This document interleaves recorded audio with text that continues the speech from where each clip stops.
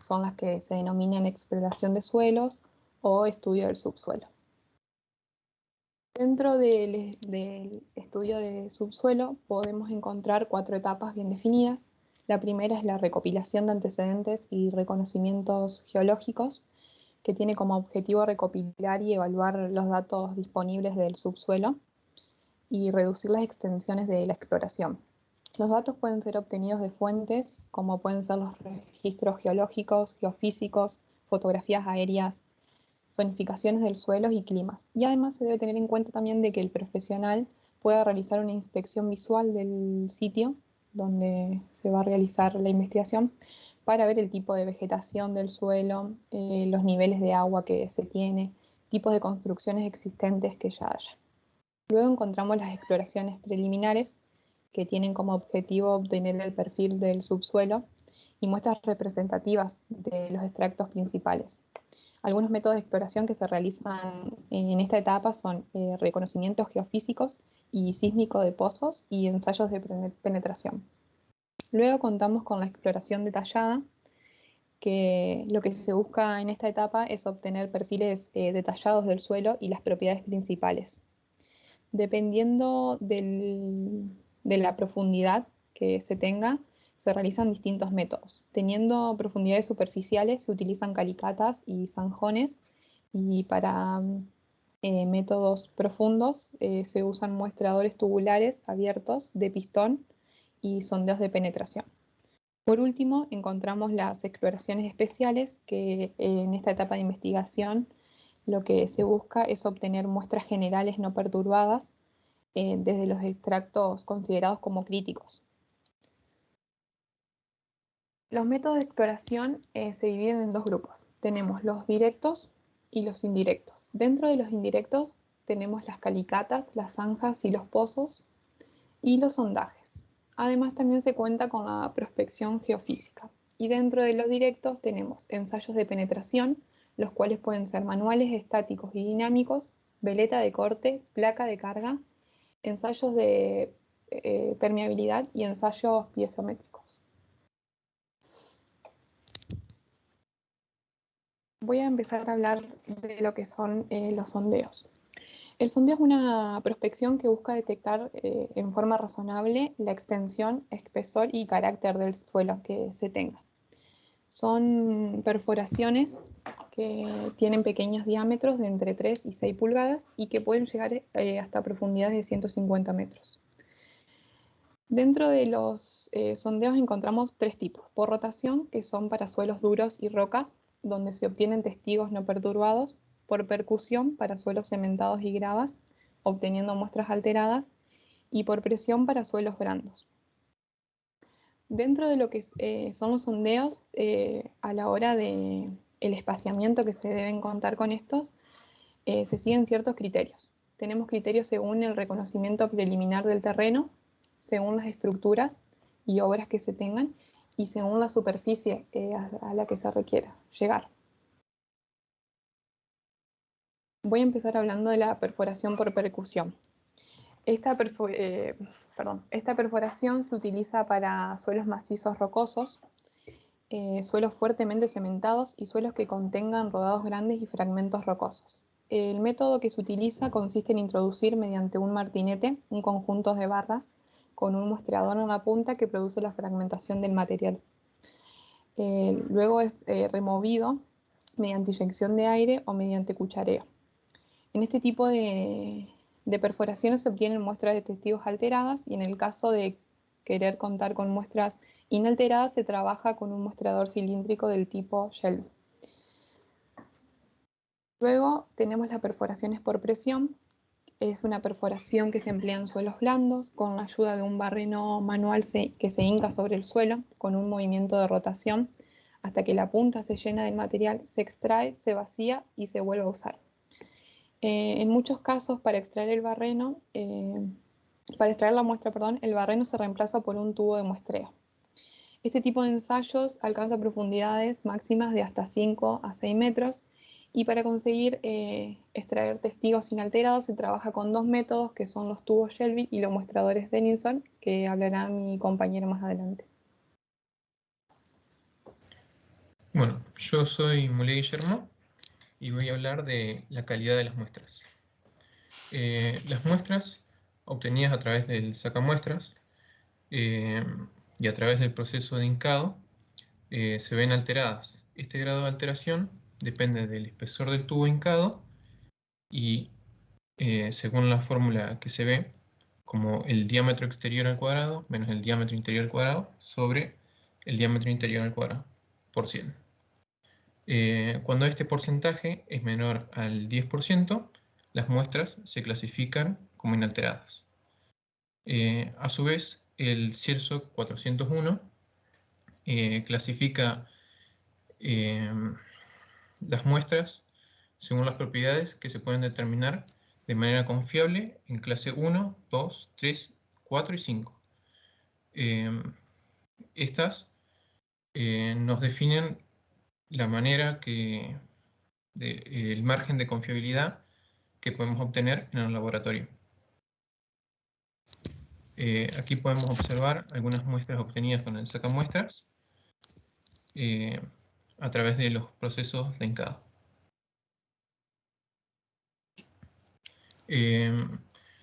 Los sacamuestras de extremo abierto se pueden clasificar en 4 tipos: el tubo Shelby, el pisón fijo, el tubo partido de 51 milímetros y las zapatas intercambiables de 61 milímetros.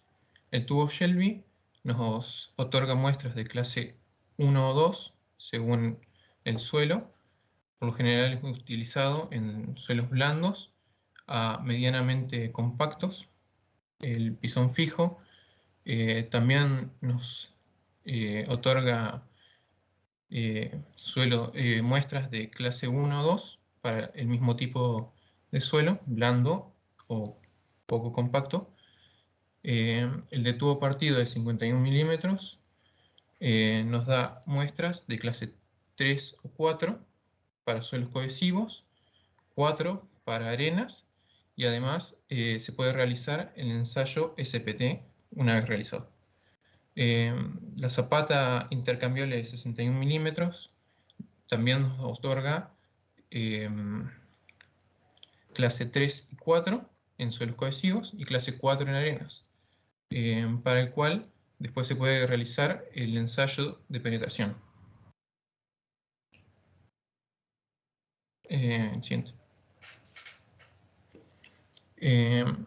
Para las muestras con el tubo Shelby se introduce a presión manualmente o a través de un gato hidráulico el tubo y se obtiene la muestra. El otro método utilizado, el muestreador Denison, el cual se hinca y mediante inyección de agua entre 2 tubos se extrae la muestra. Después tenemos la perforación por rotación, que se emplea para suelos más duros o rocosos, que consiste en la aplicación de un par de rotación en el tubo, el cual va ingresando en el suelo y lo va rompiendo para obtener así la muestra. Dentro de este sistema también podemos encontrar el wireline.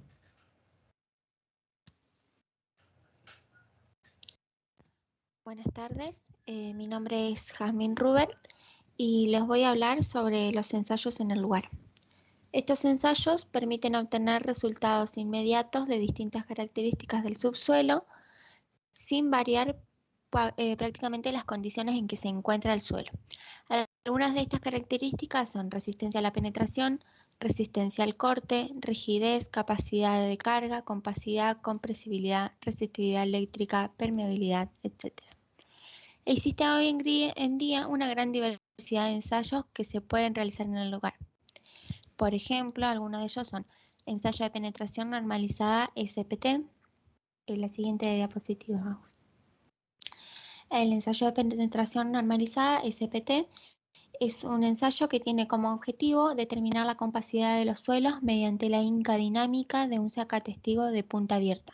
El ensayo se ejecuta usualmente a intervalos regulares en una perforación, por lo que se obtiene información discontinua del perfil del terreno.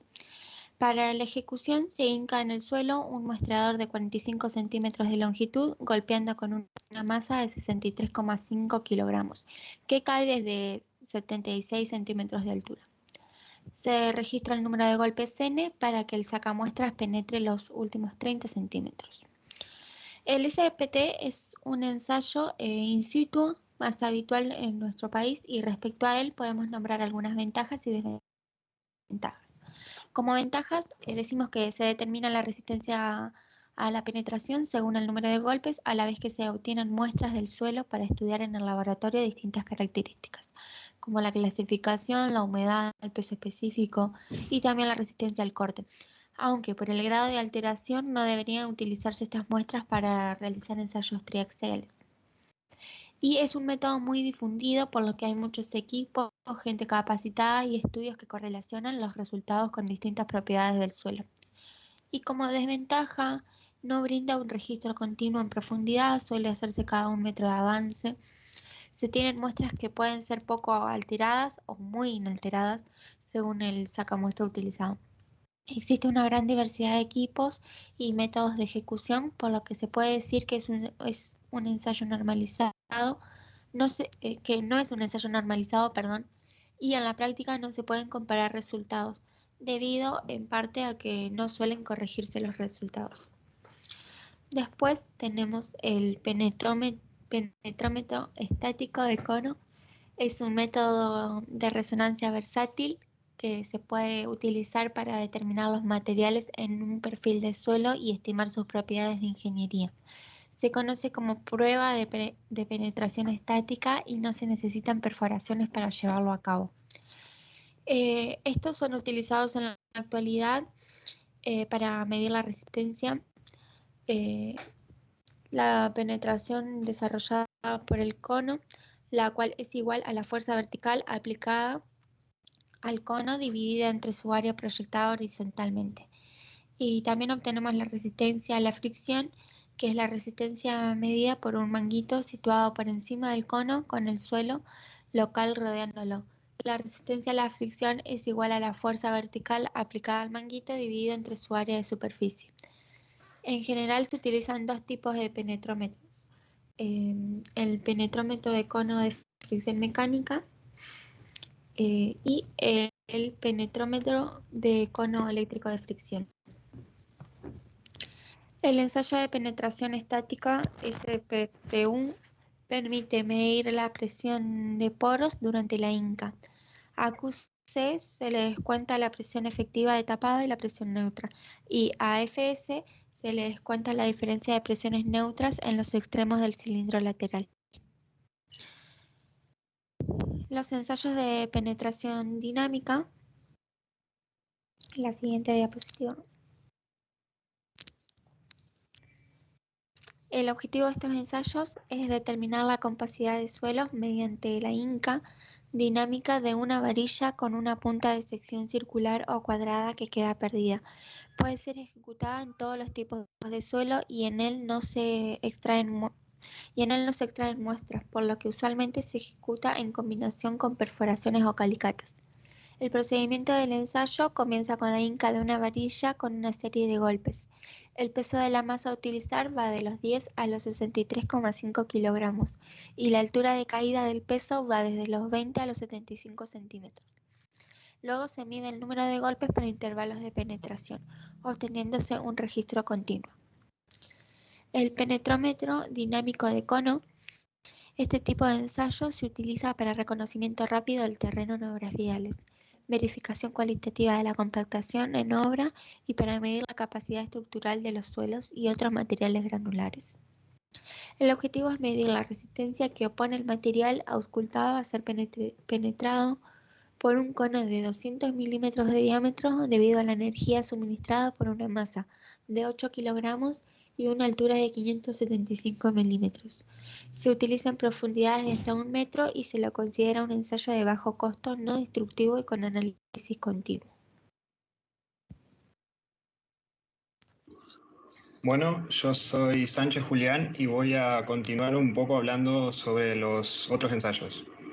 El objetivo del penetrómetro ligero, o PANDA por sus siglas en inglés, es evaluar la resistencia del terreno, identificar extractos, verificar las compactaciones en obra y también detectar e identificar capas de pavimentos. Este ensayo consiste en hincar un tren de barras de 14 milímetros de diámetro que llevan una punta cónica normalizada, aplicando golpes de un martillo de 2 kilogramos sobre una cabeza de golpeo. En cada golpe del martillo sobre la cabeza de golpeo se registra en un microprocesador de manera continua la penetración. Con esa penetración se calcula la resistencia dinámica de punta, como podemos ver ahí en la fórmula, en la cual A es el área, M es la masa del martillo, B la velocidad de impacto, E la penetración y P la masa total del conjunto hincado. Bueno, después tenemos el ensayo presiométrico. Este ensayo se realiza en el interior de un sondeo, es de un diámetro convencional y consiste en aplicar una presión radial mediante una sonda dilatable, midiendo el desplazamiento que éste induce sobre el terreno circundante. Para este ensayo, en un primer momento, no existe una proporcionalidad entre la variación de volumen que hay y las presiones que se producen, hasta que se llega a un rango elástico. En ese rango elástico es donde se determina ese módulo presiométrico. Ahí está. Después tenemos el ensayo dilatométrico de Marchetti. El objetivo de este ensayo es determinar el perfil estratigráfico del terreno, evaluar parámetros geotécnicos de las capas atravesadas, calcular capacidad portante del terreno y asiento frente a consolidaciones externas. El método de realización consiste en una lanza que se hinca en el terreno, en cuyo extremo tiene una paleta dentro de la cual hay una membrana que se expande aplicando presión a un gas que lleva en su interior. Ahí tenemos un poco las ventajas y desventajas de este ensayo. Como ventajas podemos decir que es un ensayo simple, rápido y económico. Y como desventajas tenemos que es de difícil penetración y se necesita una caligrafía para cada geología local. Después tenemos el ensayo de carga en placas, que es una medida directa de la rigidez del suelo. Consiste en la aplicación de una carga utilizando un gato hidráulico sobre una placa. Lo que hace eso es registrar el hundimiento que hay sobre el terreno. El hundimiento para cada carga se alcanza cuando el incremento es mínimo. Puede ser ejecutado en dirección vertical o horizontal y los resultados de estos ensayos se registran para luego poder graficar una curva presión-asentamiento. El coeficiente de reacción de la subrasante es el cociente entre la presión aplicada P sobre la placa y el asentamiento medio medido. Bueno, buenas tardes, mi nombre es Joaquín Sousa y les voy a comentar el deflectómetro de impacto liviano. Este equipo consta de una pesa que golpea sobre un amortiguador sobre una placa. El equipo se conecta en forma inalámbrica a un procesador portátil, al cual transmite en forma instantánea los valores obtenidos por la celda de carga y el quirófano. Con estos valores, el procesador calcula y muestra el módulo elástico de la capa.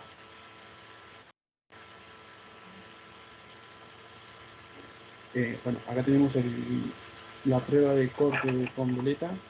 Consiste en la hinca de una veleta y la medición del momento torsor necesario para que este rote. Se produce el corte en un cilindro de suelo. Este método permite medir la resistencia al corte no drenado de arcillas y limos plásticos fracturados. Se aplica en depósitos de suelo fino, blando, a medianamente compactos. Y bueno, tenemos, como mis compañeras les comentó anteriormente, tenemos los métodos de exploración indirectas, que se basan en la variación de un estrato a otro de las resistencias eléctricas, de la elasticidad, la sustentabilidad magnética, la reflexión y refracción de ondas sísmicas y la reflexión de ondas electromagnéticas. Se emplean los distintos métodos de protección por resistividad eléctrica, por reflexión y refracción sísmica. Y por último tenemos la reflexión electromagnética, que sería el georradar. Bien, yo voy a comentar la prospección sísmica por refracción, que se utiliza para determinar profundidades e inclinaciones de las distintas capas que se superponen del suelo. Este ensayo se basa en las velocidades de ondas planas P. La onda es generada a través del impacto de un equipo mecánico o una explosión y se mide el tiempo de arribo mediante receptores que son geofonos que están ubicados a distintas distancias de la perturbación. La velocidad de las ondas va a depender del tipo de material, la humedad que tenga el suelo y los vacíos que tenga también. Y este ensayo sirve para determinar niveles freáticos, espesores de extractos y profundidades de extractos resistentes. Dentro de los ensayos de prospección tenemos dos tipos. Tenemos los ensayos downhole, que son ensayos que se generan con ondas tangenciales mediante una fuente de energía reversible que produce un efecto de sillaza horizontal en la superficie del terreno y registra la llegada del impacto a lo largo de un sondeo situado a una distancia que está comprendida entre 2 y 5 metros del foco emisor. Después tenemos el ensayo cross-hole, que es un ensayo que consiste en dos sondeos. En el primero se cuenta con una fuente emisora de energía y en el segundo con un receptor que están situados a la misma profundidad. De esta forma lo que se hace es medir la velocidad de propagación de las ondas a través del material situado entre ambos sondeos. Luego tenemos los ensayos de prospección eléctrica, que consiste en hacer pasar una corriente eléctrica entre dos electrodos ubicados en el terreno y se mide la diferencia de potencial que hay entre ellos. Permite obtener la variación de la resistividad eléctrica en la profundidad a lo largo de una línea vertical. Y los cambios de resistividad que se producen permiten modelizar la estructura del subsuelo. Una variante de este procedimiento es la tomografía geoeléctrica, que permite obtener imágenes bi- y tridimensionales del medio empleado en un arreglo de múltiples electrodos. La prospección por georradar consiste en generar un pulso electromagnético mediante una antena ubicada en el terreno en correspondencia con el cambio eléctrico. Nos permite detectar anomalías interceptadas por las ondas en el suelo, dado que es posible emplear distintas antenas con distintas frecuencias, se puede obtener así datos a distintas alturas del suelo.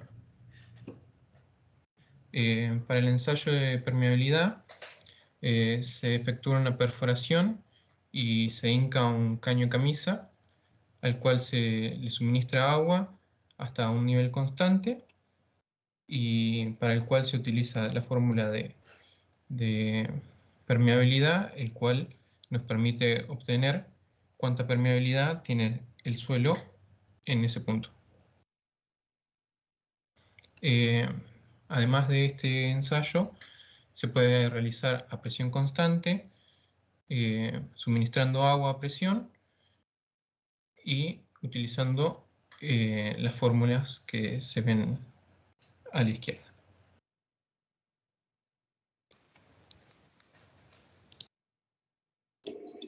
Bueno, yo voy a continuar hablando en este caso sobre la perforación dirigida.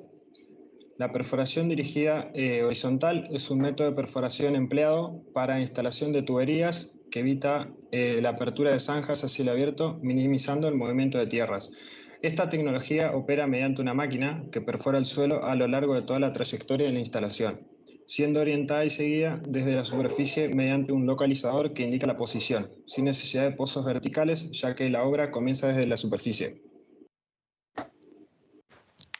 Lo primero que se hace antes de empezar con las perforaciones es una evaluación de la factibilidad, para lo cual hay que tener los datos de la tubería que se van a utilizar, se realizan relevamientos y levantamientos planialtimétricos, se analizan las condiciones geográficas, se buscan planos de interferencias existentes, se piden las respectivas autorizaciones y permisos relacionados a la obra, se realizan visitas al sitio y se realizan estudios geotécnicos y geofísicos.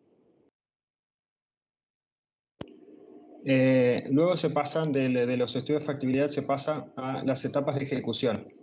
Lo primero que se realiza es una perforación piloto que se da desde un foso de arranque en el cual se introducen barras con una máquina hasta el foso de salida, utilizando los diferentes tipos de punta como vemos al costado, que el objetivo de esta perforación piloto es que sirva como un eje para una perforación definitiva. Una vez que se realizó la perforación piloto, lo que se hace es cambiar las puntas por un escareador. El escareador lo que hace es ensanchar la perforación del diámetro deseado. Para esto se pueden utilizar distintos tipos de escareadores, como por ejemplo un escareador cortador, que lo que hace es los recortes se compactan. Después tenemos un escareador compactador.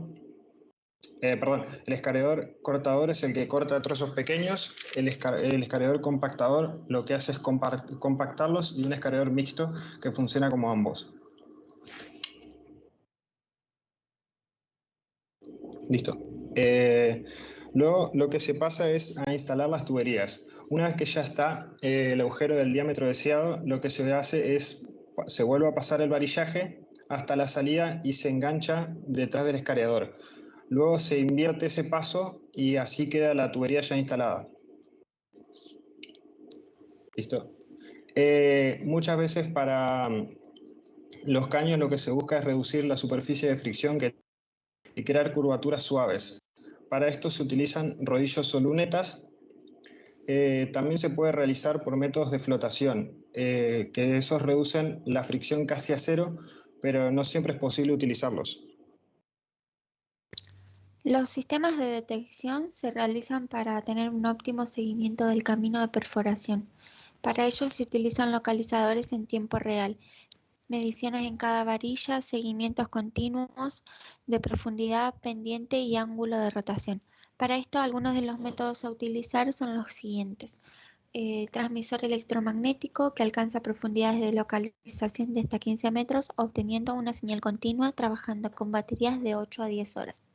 Señal de cable, que no se cuenta con límites de profundidad en este método y tampoco un límite de tiempo, ya que se trabaja con conexión de cable. Un lodo de perforación es una suspensión de bentonita que permite la ejecución de perforaciones dirigidas sin sifonamientos y movimientos del terreno. Actúa de 3 modos durante la ejecución de la obra. Tiene la función de limpieza, que mantiene en suspensión los residuos que se van produciendo durante la perforación, evitando su acumulación en el fondo. El transporte eficiente de residuos viene determinado por dos parámetros principales: las propiedades reológicas del lodo de perforación y la velocidad perimetral del mismo. El lodo viscoso es el que da una mayor eficiencia en el transporte. La función de estabilidad se garantiza el diámetro de la perforación, sostener el terreno y evitar desprendimientos. El lodo genera una fina capa impermeable en la interfase lodo-terreno, de forma que la presión hidrostática se aplique sobre toda la perforación, evitando fugas y el desprendimiento de las paredes. Y la función de lubricación, el empleo de un lodo de perforación reduce el coeficiente de rozamiento existente entre el terreno y la tubería durante la instalación, de forma que se reduce sustancialmente la fuerza de tiro y empuje. Ahí podemos ver algunas aplicaciones prácticas como cruce de edificio, cruce de canal, cruce pasos elevadores, etc. Las maquinarias de perforación horizontal.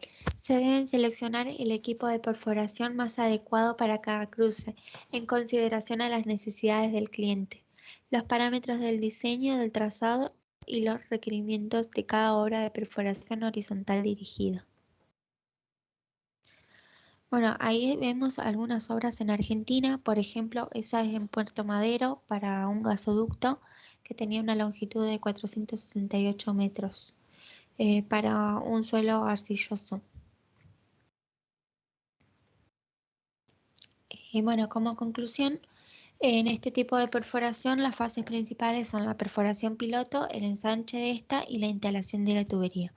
En cuanto a la dirección de la excavación, se la logra mediante la combinación de empujes y giros de la cabeza de perforación, y tanto esta como los ensanchadores dependen del terreno que se tenga. En cuanto a la instalación de la tubería, se debe tener en cuenta el rozamiento, ya que es crítico, y el ángulo de entrada. Con este método constructivo se puede lograr una reducción del impacto visual de obras, una disminución de molestias acústicas, permite evitar el corte de servicio, no es necesario las zanjas y como último se puede obtener una precisión al centímetro.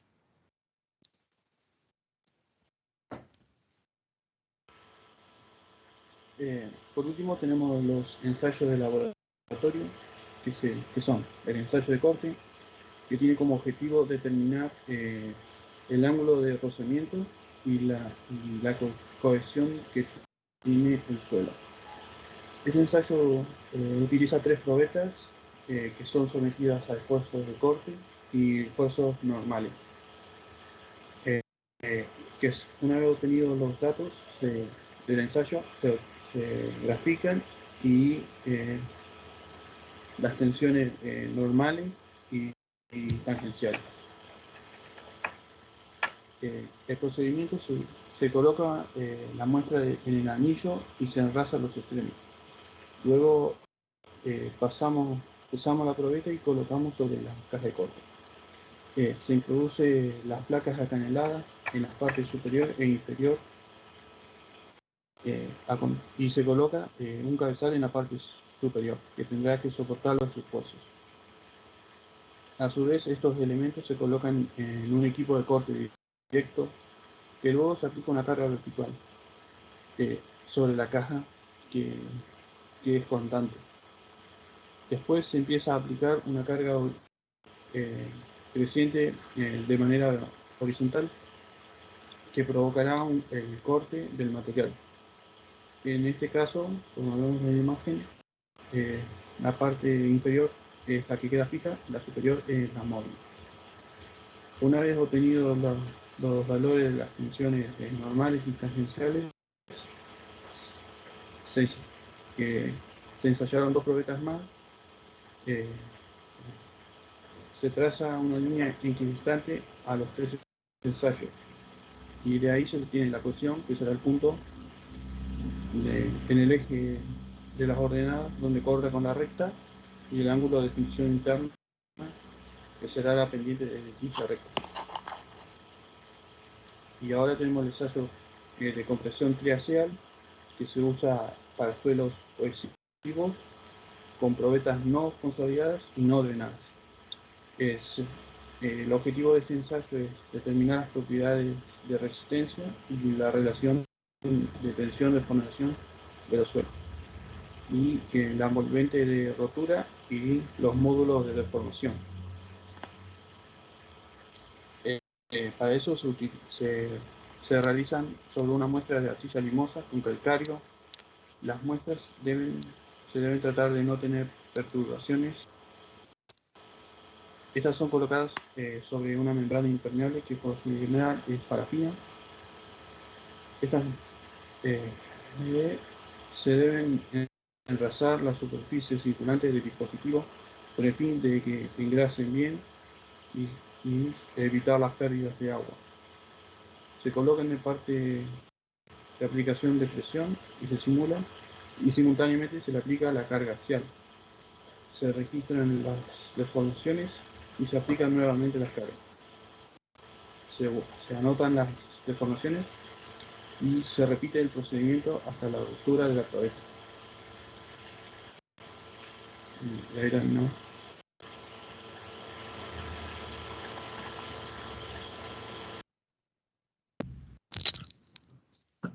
Bueno, muy bien, gente. La verdad que varios temas les tocaron. El tema de la perforación dirigida es un tema, son de las nuevas tecnologías que están utilizando hoy en día en la construcción, y es un tema muy interesante, un poco... ustedes presentaron un panorama, digamos, de la técnica de ejecución, y es muy utilizado hoy en día tanto en las instalaciones urbanas, como puede ser semaforización, cruces, digamos, de calle cuando en avenidas importantes que no se puede cortar el tránsito para cañerías o demás elementos subterráneos. Y también en grandes obras, como ustedes dijeron, gasoductos, es muy usado para el cruce de arroyos o de ríos, de forma de poner la cañería a grandes profundidades y estar a salvo del tema de erosión y pasar por estratos lo más apto posible, digamos, para ubicar este tipo de perforación. A veces se ponen a profundidades mucho más grandes porque se hacen estudios de suelo, digamos, del cruce, y se ve la aptitud, digamos, del suelo para ubicar esa perforación. Bueno, el tema del ensayo de corte es fundamental en todo lo que es geotecnia y la determinación de los parámetros de corte, que es lo que hacen la resistencia del suelo. Y por otro lado, los estudios de suelo son fundamentales en lo que es la materia, digamos. La materia y en la profesión, digamos, si no tenemos un estudio de suelo, poco podemos hacer, y hay mucha gente por ahí, sobre todo en nuestro medio, que trata de evitar, digamos, gastar en nuestro medio y en general, digamos.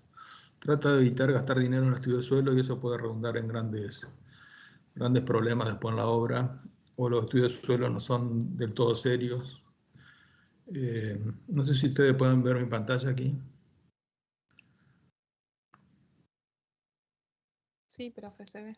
Bueno, les voy a mostrar esto, un estudio de suelo que me tocó participar en un parque eólico en la provincia de Buenos Aires. Fíjense lo importante que son estas torres.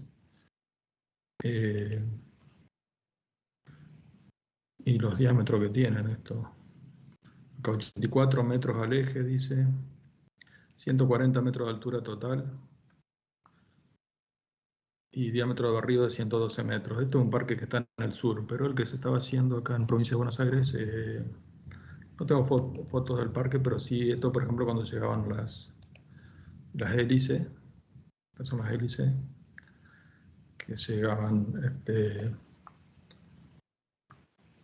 al puerto, y luego eran, y partes de las torres, que luego eran transportadas.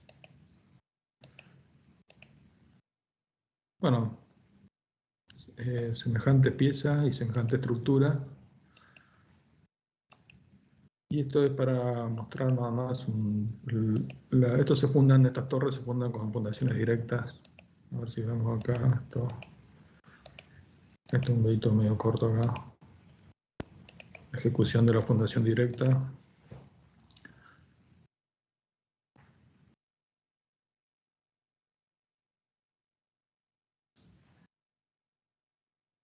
Si el suelo es apto, se suelen usar fundaciones directas, digamos. Son bases de gran diámetro que tienen que soportar un momento importante dado por el viento sobre la estructura. Y aparte las armaduras que tienen son bastante importantes también.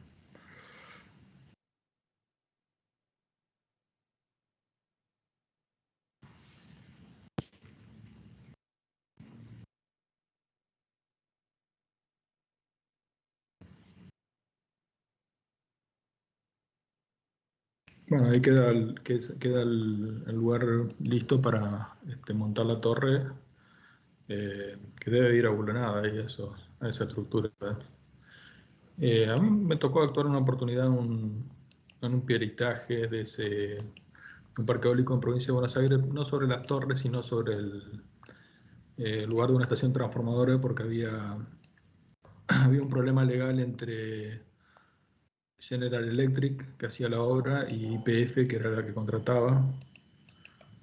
Y tuvieron un atraso ellos. No era por un problema de que el estudio de suelo, hubo un problema con el estudio de suelo que hubiera salido mal, sino que no detectaron un manto rocoso que había.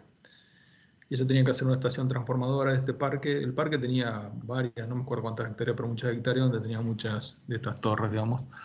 y tenía pocos sondeos, no tenía un sondeo por torre, debería tener por lo menos un sondeo por cada una de estas torres, por la estructura importante que tenía.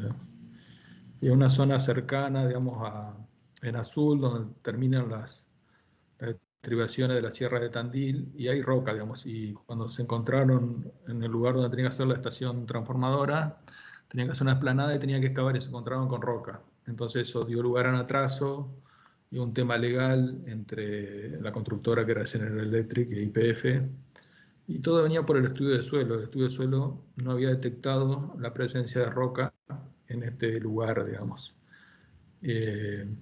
Un poco para hablar de los estudios. Se habían hecho algunas calicatas y algunos sondeos. Esto después se hicieron otros sondeos de verificación y demás, pero siempre fuera de la roca, digamos. Lo importante acá que cuando ellos, la gente que hizo el estudio de suelo, digamos, nosotros hicimos tanta profundidad, no encontramos nada así, pero la cantidad de sondeo que tenían era muy escasa, digamos. Para esta superficie era muy escasa, apenas tuvieron 4 sondeos acá y una calicata, digamos. Y en realidad estos sondeos, estos amarillos se hicieron después. Y lo que ellos hicieron fueron una calicata acá, para esta área tan grande, que creo que eran como 2 hectáreas, y acá hicieron un sondeo.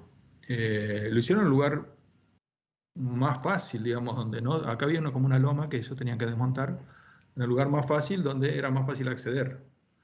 Entonces, con esto decían que había suelo de determinada característica, digamos. Pero acá en esta imagen satelital se ve que la parte más alta, acá ya hay roca florante, digamos. Entonces en esta parte hay roca florante y acá abajo no. Pero eso no quiere decir que en otra parte de la superficie de la planta no pueda haber habido roca, digamos. Y ellos tenían que excavar esta zona y rellenar acá. Y justo hicieron el sondeo y la calicata donde iban a rellenar, que iban a tener 2 metros de altura. Entonces, ¿para qué les sirve esa calicata y ese sondeo? Y eso es lo que tratamos de explicar, digamos, que hay un tema, por más que yo haga un sondeo profundo en la parte más baja, la roca viene dada por la topografía de lo que se llama el paisaje antiguo, lo que hizo la formación de la roca. La formación de la roca, el paisaje antiguo es más abrupto que el paisaje moderno, donde hay depósitos de sedimentos que han rellenado esas zonas bajas, digamos. Entonces no me puedo guiar yo por la profundidad que tengo en un sondeo para extenderlo a un área muy grande, digamos. Bueno, para comentarle, digamos, a veces la poca importancia que se le da a estos estudios en obras grandes también. Acá en nuestra zona ni hablar de obras chicas que no se le da importancia a los estudios de suelo, después están los problemas que tenemos con las obras. Y muchas veces también puede generar que haya un dimensionamiento muy grande o excesivo, digamos, de las fundaciones. Eso también puede ser, digamos. Entonces, el tema de los estudios de suelo es el tema crucial, digamos, de lo que es la geotecnia. Si no tenemos un estudio de suelo, no tenemos nada. Por más que no podemos decir cuánto podría llegar a ser la tensión admisible para un tipo de suelo si no hicimos ningún estudio, digamos. Mucha gente por ahí pregunta cuánto puede ser la tensión admisible para este tipo de suelo. No sé, no tengo la menor idea. Si no hacemos estudio de suelo, no podemos decir nada. Bueno. Y ahora vamos a pasar a hablar del otro tema, que es el tema que sigue, que es los empujes de suelos. Entonces, bueno, escribimos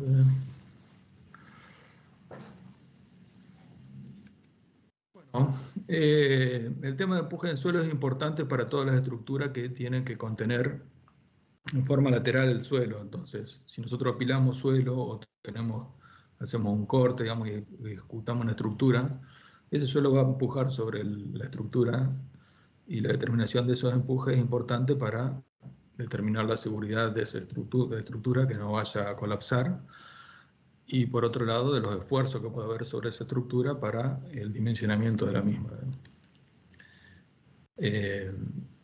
Depende de muchas cosas, principalmente la geometría, digamos, la profundidad de la excavación, la forma de la estructura, además el tipo de suelo también es fundamental.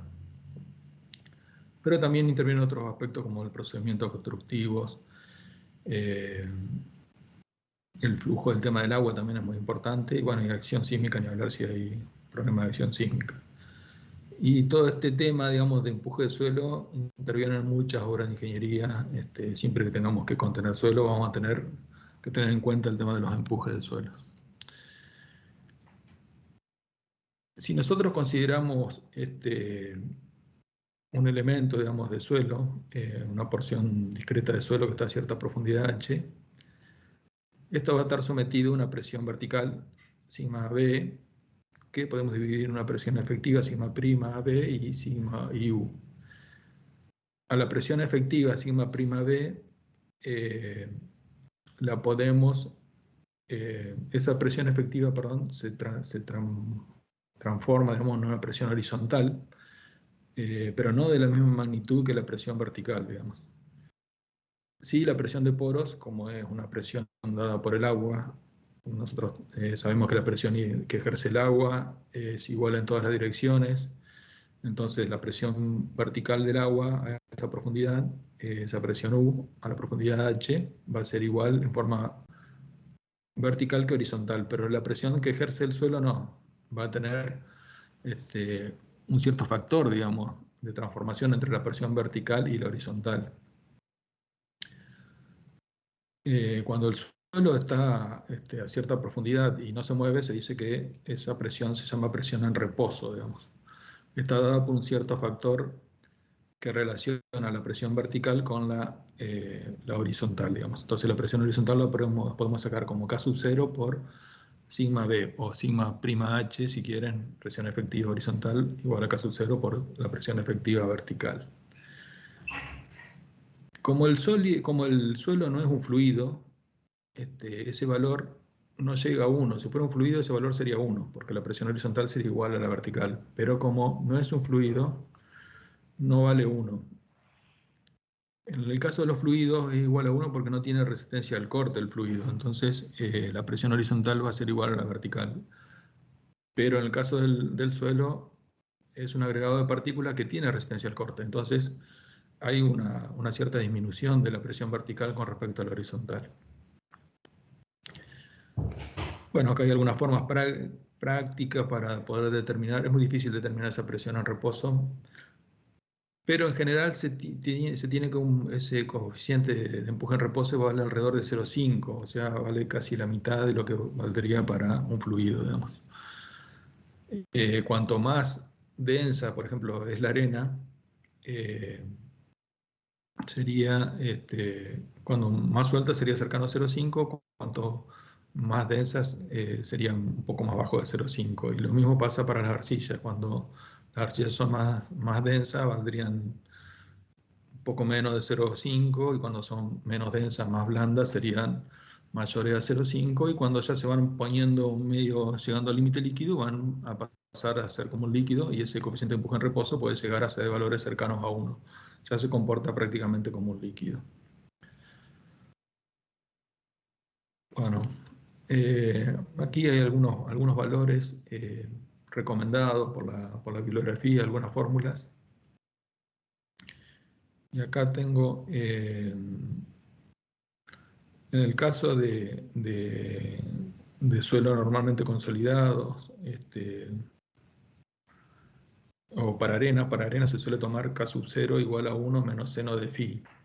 Si phi, el ángulo de fricción, es 30 grados para una arena poco densa, valdría 0,5. Entonces acá valdría 0,5. Si phi va aumentando, valdría un poquito menos de 0,5, se empieza a disminuir el valor de 0,5.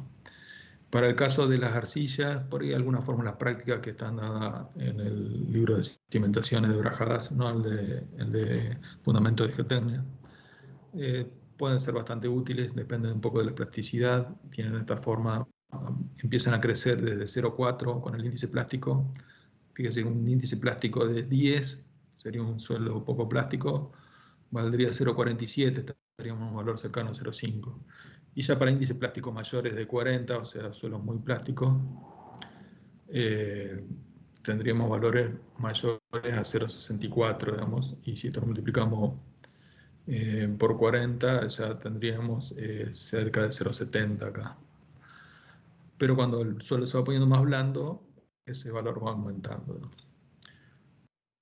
Bueno, con respecto al cálculo de los empujes, creo que se han visto un poco en práctica. Se calcula las presiones verticales a distintas profundidades, la presión efectiva y la presión de poros. Esto se hace un diagrama de presiones verticales, que acá no lo tengo, y ese diagrama se transforma luego en el diagrama de presiones horizontales, donde en este caso está dado, calculado el empuje en reposo, digamos, un coeficiente K sub 0 de empuje en reposo que determinamos para ese tipo de suelo.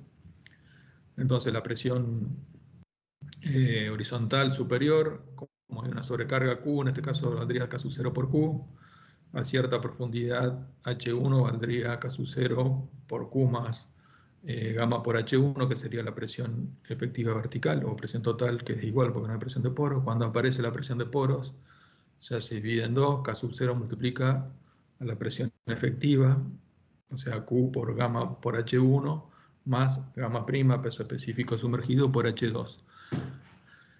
Y el diagrama de presión de poros vertical se transforma en diagrama de presión horizontal en la misma magnitud. Entonces, la base de ese diagrama de presión de poros va a ser igual a gamma W, el peso específico del agua, por la altura de agua que tengo desde el nivel freático hasta la base acá del muro, digamos. Y luego se calcula, digamos, la resultante del diagrama de presiones. Esto, en este caso tenemos representadas tensiones a distintas alturas. Se calcula como la superficie del diagrama de presiones nos va a dar la resultante. Y esto es un cálculo de superficie donde tenemos los distintos rectángulos por su base y por su altura, y los triángulos igual a la base por la altura sobre 2, y ahí vamos calculando las distintas figuras, digamos. Y para calcular el punto de acción, digamos, de ese resultante con respecto a la base, se toma el momento de cada una de las figuras con respecto a la base, y luego se divide por el valor de la resultante. Y bueno, acá está un poco expresado este cálculo, digamos. Para el rectángulo superior, sería el área del rectángulo superior, más H1 sobre 2, que sería la mitad de este rectángulo, más H2, que sería desde la base del rectángulo hasta la base del muro, digamos, y así sucesivamente. Bueno, entonces dijimos que si tenemos un suelo, digamos, que no tiene movimiento, la presión vertical se transforma en presión horizontal de acuerdo a un coeficiente de empuje en reposo. En el caso de que tengamos un muro muy rígido que no se mueva, o alguna estructura muy rígida que no soporte, que no ofrezca movimiento, o sean mínimos, se va a dar esta situación de empuje en reposo. Eso, por ejemplo, puede darse en un marco cerrado de un conducto pluvial. En ese caso, ahí no hay movimiento casi de la estructura, por más que tenga esfuerzo, la deformación va a ser décimas de milímetro y el suelo ni se va a enterar que se está moviendo, digamos, la estructura. Pero si hay estructuras que permiten el movimiento, por ejemplo, un muro de sostenimiento que puede deformarse, entonces allá hay una cierta distensión del suelo al producir ese movimiento del muro. El muro se aleja del suelo y eso produce una descompresión del suelo, y ese suelo que estaba comprimido con una cierta presión horizontal ve disminuida esa compresión horizontal. Y esta situación se llama empuje activo, digamos. Por otro lado, pueden haber fuerzas que empujan el muro hacia el suelo y comprimen más el suelo de lo que estaba en la situación en reposo. Entonces, acá tenemos lo que se llama empuje pasivo, digamos. En este caso se aumentan las presiones con respecto a la situación en reposo, y en el empuje activo se disminuyen. Bueno, habíamos visto cuando vimos el tema de esfuerzo de corte que podíamos determinar la presión principal mayor, sigma 1, si nosotros conocemos la presión principal menor, por ejemplo, la presión de cámara del ensayo de corte triaxial, y queremos determinar la presión vertical mayor dada por la suma de la presión de cámara más el esfuerzo desviador, con esta fórmula, donde nos decía que sigma 1, presión principal, igual a sigma 3, la presión de cámara por la tangente cuadrado de 45 grados más phi sobre 2, más 2c la tangente de 45 grados más phi sobre 2. Bueno, muchos autores le llaman a ese valor de tangente cuadrado de 45 más phi sobre 2, le llaman NFi. Entonces, en ese caso, si le llamamos NFi, quedaría sigma 1, sería igual a sigma 3, siempre hablando de predicciones efectivas, por NFi más 12 raíz de NFi. Lo que pasa en el estado activo, digamos, la presión principal es sigma B, que es la que yo conozco, y la que no conozco es sigma H, la que está acá. Entonces, esta fórmula no me sirve como para determinar en forma directa, digamos, el empuje activo, digamos. Para el pasivo sí, porque la presión horizontal va a ser mayor a la vertical. Entonces yo directamente, aplicando esa fórmula, puedo determinar la tensión horizontal pasiva, conociendo la tensión vertical, que va a ser la presión principal menor. La presión principal mayor va a ser sigma H en el empuje pasivo. Bueno, otra cuestión que hay que tener en cuenta, digamos, es que desde la situación en reposo, cuando se pasa de la situación en reposo a la situación de empuje activo, por ejemplo, porque el muro se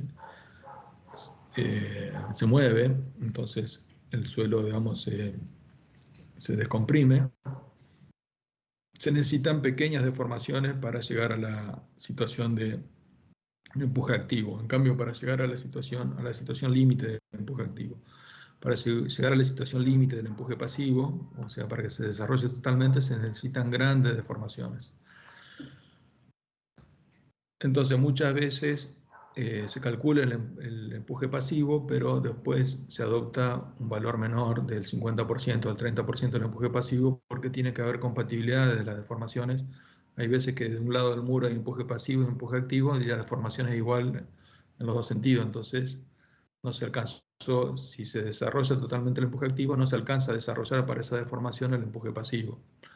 Entonces, se recomienda por ahí muchas veces tomar un valor menor del empuje pasivo, que siempre está del lado de la seguridad, siempre está estabilizando la estructura.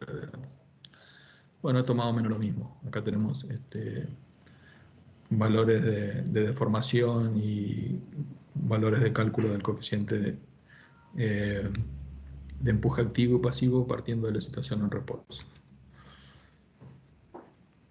Bueno, una de las teorías que hay para el cálculo es la teoría de Rankine. Rankine desarrolló su teoría varios años después de Coulomb, que había desarrollado un cálculo gráfico principalmente en esa época. Y Rankine desarrolló un método analítico, digamos, a través de fórmulas, el cual, eso fue en el siglo XIX que lo hizo Rankine, en cambio Coulomb lo hizo en el siglo XVII. Rankine consideró algunas hipótesis que son un poco limitativas, digamos, y con lo cual la aplicación de la teoría de Rankine no es universal, digamos, no es para todos los casos, digamos. Por un lado, consideró que la pared posterior del muro o el tras 2 del muro siempre tiene que ser vertical. Él consideró que no existen tensiones tangenciales entre el muro y el suelo, y existen cuando el muro se deforma, el suelo, supóngase que el muro se desplace hacia afuera, el suelo va a tender a tratar de bajar respecto de la parte superior del muro y va a haber cierta fricción entre el suelo y el muro. Él consideró que no existía ninguna tensión tangencial. Y por el otro lado consideró que la parte superior del relleno tiene que ser horizontal, y si hay una sobrecarga tiene que ser uniformemente repartida. Hay veces que la parte superior del relleno tiene cierta inclinación y hay veces que hay cargas que no son uniformemente repartidas, puede ser carga concentrada y demás, y eso no está tenido en cuenta en la teoría de Rankine, digamos. Bueno, ¿qué es lo que consideró Rankine? Si nosotros tenemos una cierta presión vertical a una cierta profundidad del suelo, eso por el coeficiente de empuje en reposo se transforma en una presión horizontal a la misma profundidad, que va a ser menor a la vertical. Dijimos que en general anda alrededor de 0,5 ese coeficiente de empuje en reposo, digamos. Si el muro se empieza a mover y se empieza a alejar del suelo, el suelo se va a ir descomprimiendo y esa presión horizontal, que tenía este valor del empuje en reposo, va a ir disminuyendo hasta un valor máximo donde el círculo de esfuerzos, digamos, efectivos va a tocar a la curva de resistencia intrínseca y el suelo va a fallar. Acá vamos a estar ya en un estado plástico, digamos, y el suelo, cuando toca este valor, va a haber fallado. Es decir, que la presión horizontal activa no puede disminuir menos que este valor. Entonces aquí se desarrolló totalmente la presión horizontal activa, digamos. Entonces yo podría calcular el muro con una presión horizontal igual a este valor, pero no con menos de esto, digamos. Lo podría calcular con una situación de empuje en reposo, pero si yo digo que el muro se puede deformar, podría considerar una presión menor hasta este valor. Entonces podría calcular el muro que tiene que soportar esta presión. No es necesario que soporte el empuje en reposo, porque estoy admitiendo que el muro se puede deformar. Bueno, en ese caso, la presión vertical, dijimos que era igual, era que la presión vertical principal era igual a sigma h, la presión horizontal menor, que multiplica a NFI más 12 raíz de NFI, digamos. Si nosotros trabajando de forma trigonométrica, no es tan sencillo esto, se puede demostrar que la presión horizontal, sigma prima h, va a ser igual a un coeficiente de empuje activo, K sub A, que va a ser igual a 1 sobre NFI, va a ser igual a tangente cuadrado, y ese 1 sobre NFI, que NFI era tangente cuadrado de 45 más phi sobre 2, va a ser igual a tangente cuadrado de 45 grados menos phi sobre 2. Y la expresión de sigma prima h nos va a quedar igual a K sub A por sigma prima B menos 12 raíz de K sub A. Fíjese que cuando hablábamos del ensayo de corte, acá teníamos siempre positivo más 12 y NFI era tangente cuadrado de 45 más phi sobre 2. Y acá pasó a ser negativo tanto el valor de NFI como o el valor de K sub A como el segundo término.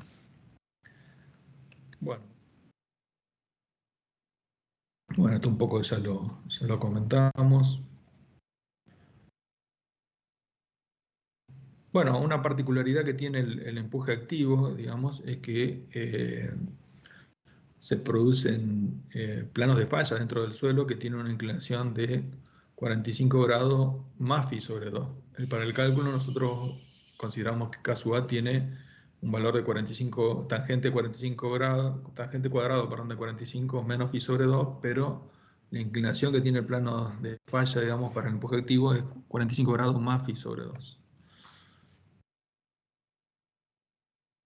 Bueno, acá está un poco una parte, digamos, de la deducción teórica, así como he deducido la fórmula para las tensiones principales mayores en función de la tensión principal menor. Aquí está la deducción, digamos, de cuánto vale la tensión principal menor para el caso del empuje activo, digamos. Entonces aquí se calcula el seno de phi de este triángulo ABC, considerando que seno es igual a cateto opuesto sobre hipotenusa. Entonces cateto opuesto BC es igual al diámetro del círculo de Mohr, sería sigma 1 menos sigma 3 sobre 2. Y la hipotenusa va a ser igual a esta parte que está a la izquierda del eje de ordenadas, va a ser igual a C sobre tangente de phi más la posición donde se encuentra el centro del círculo, que es sigma 1 más sigma 3 sobre 2. Bueno, esto aquí desarrollando ecuaciones y demás, también teniendo en cuenta algunas identidades trigonométricas, se llega finalmente a esta expresión que sigma 3 igual a sigma 1, tangente cuadrado de 45 menos phi sobre 2, menos 12, tangente cuadrado de 45 menos phi sobre 2.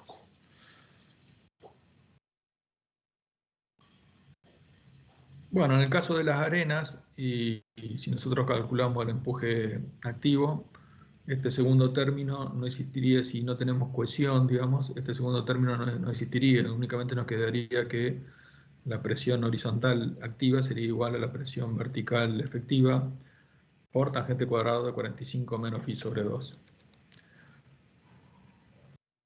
Bueno, en este caso aquí tenemos una cierta sobrecarga Q y aquí tenemos la presión horizontal, digamos, efectiva, calculada a partir de la presión vertical efectiva. Y a partir que empieza el nivel freático, esa presión vertical efectiva va a ser igual a la presión total menos la presión de poros. Entonces va a tener una cierta, un distinto ángulo, digamos, la parte donde se ejerce la presión de poros del resto, ¿no? Ahora, en el caso de los suelos cohesivos, si nosotros, como tenemos cohesión, ese segundo término, que es negativo, menos 12 raíz cuadrada de K sub A, va a estar presente, digamos. Y si nosotros no tenemos una sobrecarga en la parte superior, la presión inicial o superior, digamos, vertical va a ser 0, y este primer término, que depende de la presión efectiva vertical, va a ser 0. Entonces nos va a quedar un valor negativo, digamos, del empuje activo. Entonces el diagrama de empuje activo tendría una parte de una zona negativa, y a partir de cierto punto, que es, donde la presión horizontal empieza a ser positiva, el diagrama se transforma en positivo, digamos. Entonces tenemos una parte del diagrama que es positivo, que está empujando, donde el suelo empuja al muro, y una parte superior que es negativa. Quiere decir que el suelo está reteniendo al muro, es como si fuera una rienda que lo está reteniendo, digamos. Pero ese sector negativo que está jugando a favor, digamos, de la estabilidad del muro, a largo plazo no lo podemos tener en cuenta, porque se suelen, como esto es una parte que está traccionada del suelo, y por las particularidades de los suelos arcillosos que se hinchan y se deshinchan y se producen grietas, la tracción también favorece la apertura de esas grietas, y con el tiempo se van a formar lo que se llaman grietas de tracción. Entonces es como si esa rienda que estuviera sujetando al muro en la parte superior se estaría cortando por esas grietas, digamos. Entonces no lo podemos tener en cuenta, digamos. Por otro lado, tiene que haber una cierta adhesión entre el suelo y el muro, lo cual no sabemos si ese valor es igual, digamos, al de las tensiones que estamos calculando con el empuje activo, digamos. Si bien es cierto que el suelo cohesivo, digamos, se adhiere a la estructura, como si cuando tenemos barro, digamos, pegado a un ladrillo y cuesta sacarlo, no estamos seguros, digamos, de ese valor. Entonces es otra razón más para no tenerlo en cuenta, pero sobre todo porque aparecen grietas de tracción, digamos. Esas grietas de tracción son típicas de, por ejemplo, si ustedes van a la parte que se llama la cresta de la barranca, la parte superior de la barranca, van a ver que hay grietas detrás de ustedes o cerca de ustedes, donde están parados ustedes, porque esa parte del suelo está traccionada. Entonces ya está sometido a fuerza de tracción, y esas grietas, digamos, producen que el borde de la barranca sea menos inestable, porque la parte superior no lo está sujetando, ¿no? Bueno, en cambio, si yo tengo una excavación de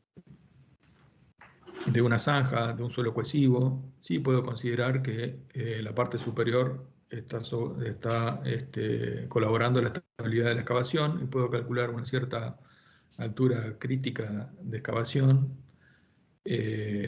teniendo en cuenta que la parte superior, digamos, va a estar sosteniendo la excavación, porque es una obra temporaria, digamos. Entonces no va a haber tiempo para que se desarrollen esas grietas de tracción que se desarrollan con el tiempo. Entonces, si es una excavación temporaria, que yo lo habilito, digamos, la realizo para hacer una obra, como por ejemplo la ejecución de una zanja para colocar una cañería, coloco la cañería y luego la tapo, puedo considerar que puedo excavar el suelo en forma vertical, el suelo cohesivo, hasta una cierta profundidad, teniendo en cuenta que la parte superior de la zanja va a colaborar, digamos, con la estabilidad de la zanja. Bueno, si yo tengo en cuenta que la parte superior, digamos, no hay presión vertical, digamos. El primer término no va a tener colaboración y me va a quedar que la parte superior del diagrama tiene un valor de 2C por raíz de K sub A. Y puedo despejar que la altura crítica va a ser igual, porque acá tengo otro valor de 2C de raíz de K sub A, la altura crítica va a ser igual a 4C sobre el peso específico del suelo, sobre raíz de K sub A. Y si K sub A, digamos, si la fricción es igual a 0, K sub A va a ser 1, y me va a quedar que la altura crítica va a ser igual a 4 veces la cohesión sobre el peso específico del suelo. Entonces, cuanto el suelo sea más resistente, cuando tenga mayor cohesión, voy a poder excavar alturas mayores de ese suelo cohesivo en forma vertical. Cuando el suelo sea más blando, esa altura va a ser menor. Bueno, dijimos que en el caso del suelo cohesivo, la parte superior del diagrama, que está colaborando a la estabilidad, no se tiene en cuenta. Y hay algunos autores que dicen que no solo tengo que tener en cuenta la parte inferior del diagrama, sino que tengo que considerar como que es un diagrama triangular y que llega con la base, digamos, que me da el cálculo de la presión activa, y con la altura desde la parte superior hasta el fondo, digamos, de la base del muro. Digamos. Tendría que reemplazarlo por este diagrama. Es un poco para estar del lado de la seguridad y estar un poco tranquilos, digamos. Y después también existen diagramas que dan los reglamentos, como estos que están aquí, del Código de Edificación de la Ciudad de Buenos Aires. Para distintos tipos de suelo dan distintos tipos de diagramas. Lo que se recomienda por ahí es calcular el empuje con un diagrama teórico, que puede ser transformado, digamos, por esta línea de puntos que considera un diagrama triangular y no dos triángulos, y calcular ese valor de empuje y compararlo con el valor de empuje que dan estos diagramas de reglamento, y tomar siempre el mayor por un tema de seguridad. Muchas veces la forma del diagrama depende de la forma de ejecución también del muro, digamos. Bueno, en el caso dijimos que la teoría de Rankine no tiene en cuenta, digamos, que la superficie superior del muro tiene que ser horizontal. Luego se llegó a desarrollar que si la superficie superior del muro tiene cierta inclinación, el coeficiente de empuje activo tendría este valor, digamos. Esto sería una formulita para calcular por Rankine el caso de yo tener alguna inclinación en la parte superior del muro. Bueno, acá hay algunos estudios, digamos, que se llaman estudios de sensibilidad. Entonces, para un muro, cierto muro determinado, varío algunos de las variables y voy viendo cómo afecta esa variable al resultado final del empuje, que sería la resultante del empuje, digamos. En este caso, acá, por ejemplo, se tomó un muro de 4 metros con ciertas características de fricción y de cohesión y peso específico. Y acá se tomó como variable la inclinación de la parte superior del talud, digamos. Bueno, se ve que en un primer momento, digamos, la variación, si el ángulo del talud no es muy importante, no se produce mucho incremento del empuje activo, pero a partir de cierto valor comienza a ser exponencial, digamos. Sobre todo cuando pasa el ángulo de fricción del suelo. Este ángulo de fricción de 25 grados ya empieza a ser una importante, digamos, aumento del empuje activo, ¿no?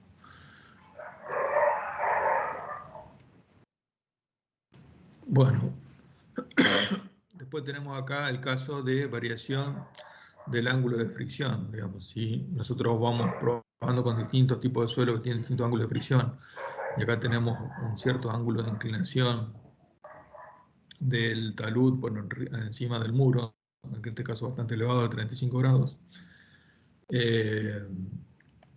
Cuando el ángulo de fricción es menor a 35 grados, eso va a ir disminuyendo, digamos, el valor del empuje activo. Y a medida que el ángulo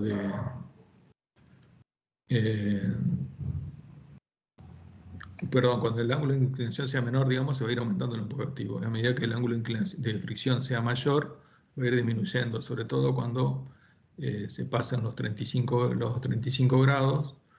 Esta parte superior del tabú va a ser autosustentable, entonces ya no va a necesitar de la colaboración del muro o no va a ejercer esfuerzo, digamos, con respecto al muro en la parte superior del talud.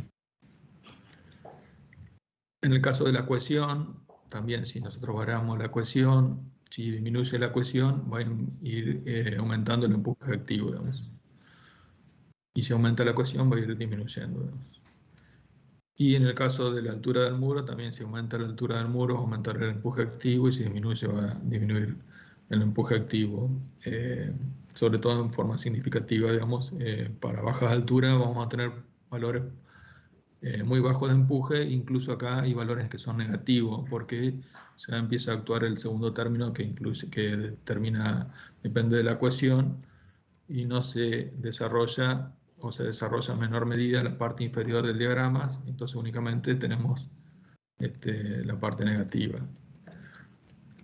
Por ahí en esos casos no conviene calcular estos muros de baja altura con empuje activo, porque la parte negativa hace que el empuje activo sea negativo. Entonces por ahí conviene calcularlo como empuje en reposo, digamos.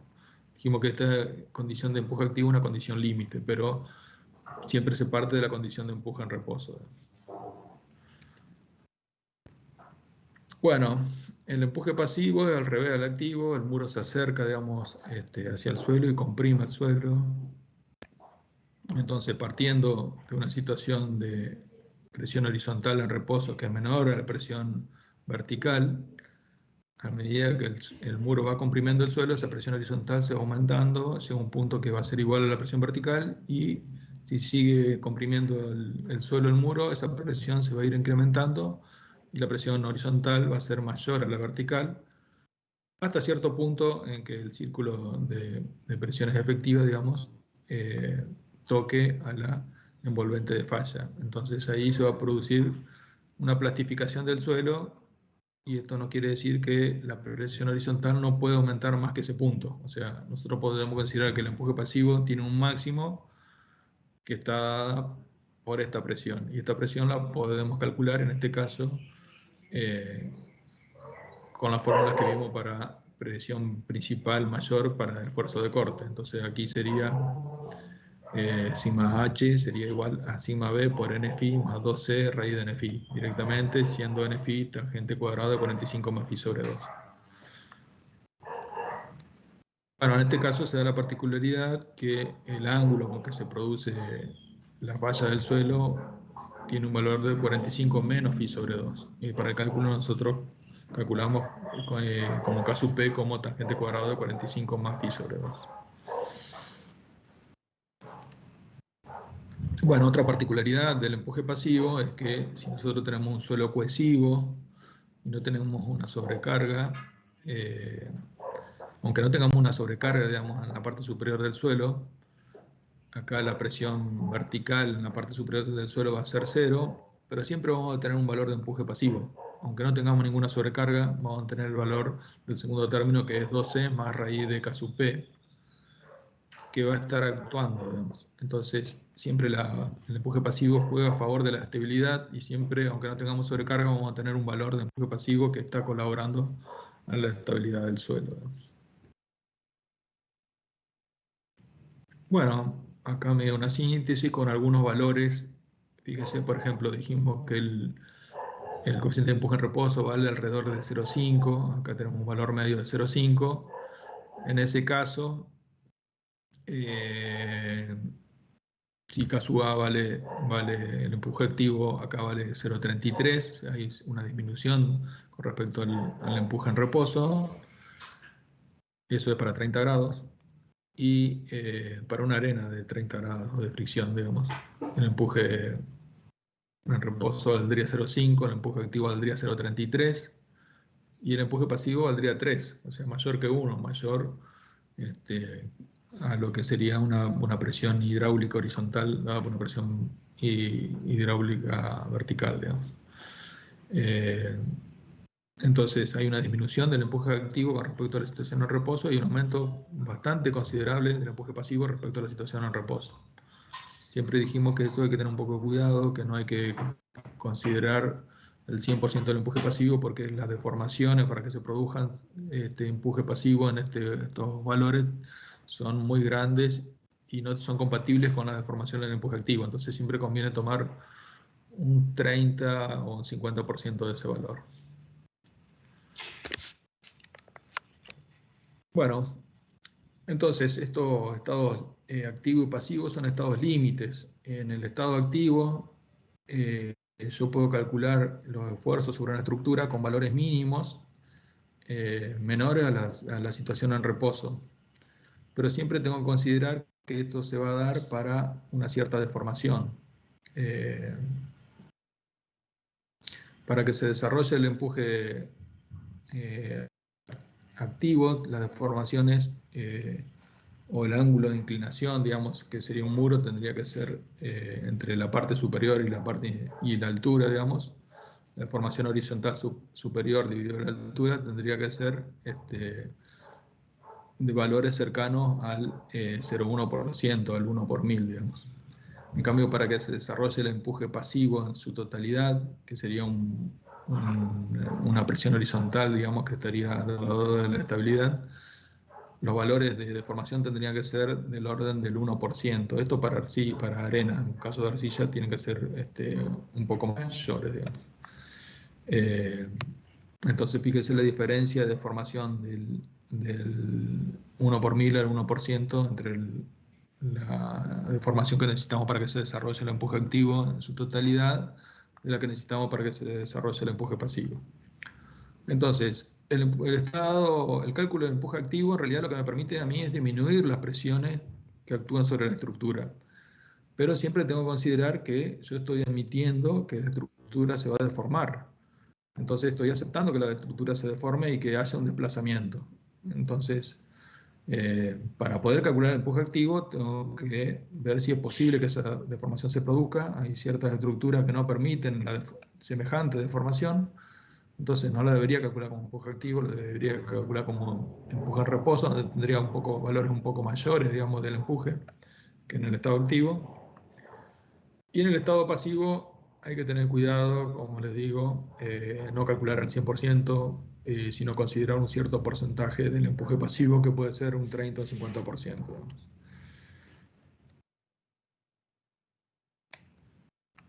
Bueno, dijimos que Rankine no consideraba que no existía fricción entre el suelo y el muro, pero sí existe fricción. Por ejemplo, en el empuje activo, si el muro se aleja, digamos, del suelo, el suelo va a tratar de bajar, la parte superior del suelo va a tratar de bajar, aunque sea poquito, va a tratar de bajar, y va a haber lo que se llama una fricción positiva, digamos. En cambio, si el muro, digamos, comprime el suelo, al comprimirlo, el suelo va a tener menor espacio y va a tratar de subir, digamos, con respecto al muro. La parte superior del suelo va a tratar de subir y va a haber se va a producir lo que se llama una fricción negativa, digamos.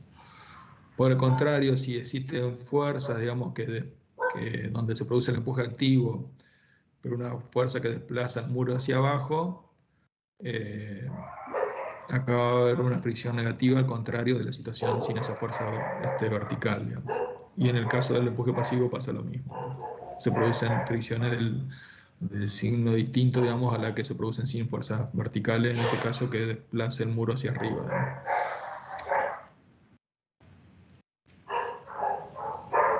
Bueno, tenemos que ver la teoría de Coulomb, pero no sé si voy a verlo porque no sé si voy a tener tiempo de desarrollarlo y no quiero pasarme de la hora. Así que lo voy a dejar para el viernes, a esta parte, digamos. Así que quedaríamos para el viernes. Le dije que el ingeniero Uranga no va a dar clase, voy a tomar la clase yo.